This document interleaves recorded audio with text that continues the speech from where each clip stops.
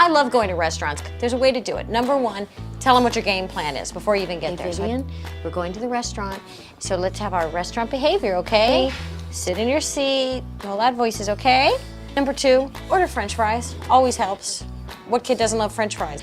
Number three, tell the waitress to step on it, okay? Because we can't dilly-dally. The kid's a ticking time bomb. Number four, tell them to bring a drink right away. That's not for the kid, that's for you. Look, get the good times in while you can.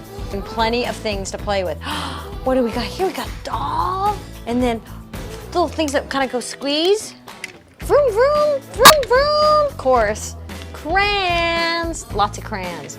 Another thing I like to do is play a hide and seek game if they start going really bonkers. Hey, Vivian, I'm gonna hide the crayons and you have to find them, okay? Okay. Where'd the crayons go?